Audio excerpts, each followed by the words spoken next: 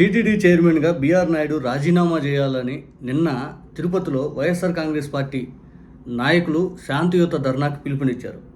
వాళ్ళందరూ అంబేద్కర్ గారి విగ్రహం దగ్గర నిరసన వ్యక్తం చేశారు.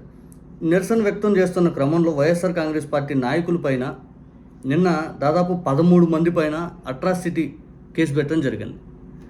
వాళ్ళందరినీ రాత్రి పోలీస్ స్టేషన్లోనే ఉంచారు.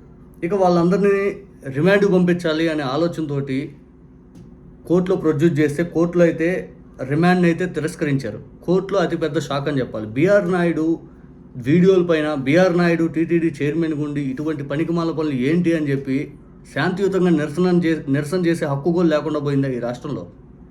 అంటే క్వశ్చన్ చేయకూడదా? క్వశ్చన్ చేస్తే ఏం తప్పు? నిజంగా ఈ ఎపిసోడ్ దాదాపు 2 రోజుల నుంచి రాష్ట్ర వ్యాప్తంగా హీట్ మోగుతూ ఉంది. ఈ పుట్ట మహేష్ యాదవ్ వచ్చేలేకి వెంటనే ఇది కొద్దిగా మీడియా కవరేజ్ అని తగ్గింది. కానీ తిరుపతిలో మాత్రం ఈ ఇష్యూ అట్టుడుగుతూ ఉంది.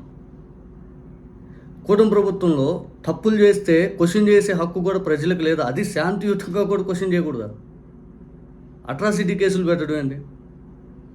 రాత్రి అంతా వాళ్ళని స్టేషన్లో పెట్టేసి మధ్యాహ్నం ఏదైతే రుయాలో వాళ్ళకి వైద్య పరీక్షలు చేపించాక ఇందాక కోర్టులో ప్రొడ్యూస్ చేస్తే కోర్టు అయితే మాత్రం వాళ్ళందరికీ రిమాండ్ అయితే తిరస్కరించింది.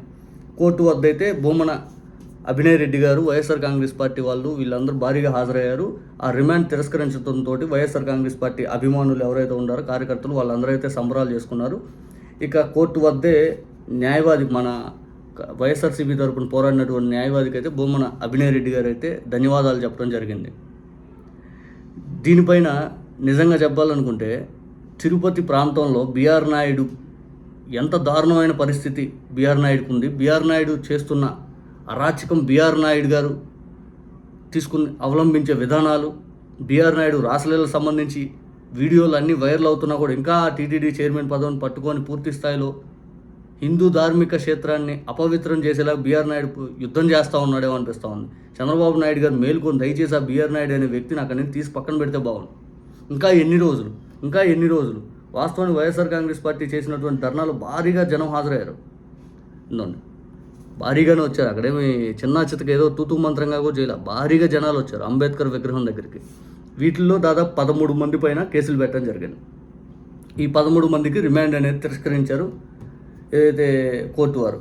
మరి చూద్దాం ఇప్పుడు దీనిపైన ఎట్లా భూమన్ గారు ఇప్పుడు ప్రెస్ మీట్ అయితే పెడతారు నాకు తెలిసి, ఇప్పుడు కానీ రేపు కానీ బీఆర్ నాయుడు గారు అయితే ఖచ్చితంగా రాజీనామా చేయాల్సిందే. ప్రభుత్వం వారు అయితే మాత్రం 100% ఆయన్ని తీసి పక్కన పెట్టాల్సిందే.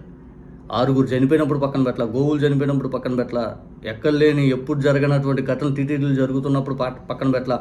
చివరాఖరికి వెంకటేశ్వర స్వామి హింటిస్తూ ఉన్నాడు. ఆయన రాసలీలకు సంబంధించిన వీడియోలు వచ్చినాయి, అయినా కానీ పక్కన పెట్టకపోతే ఇంకేం చేయాలి ఆయనగా?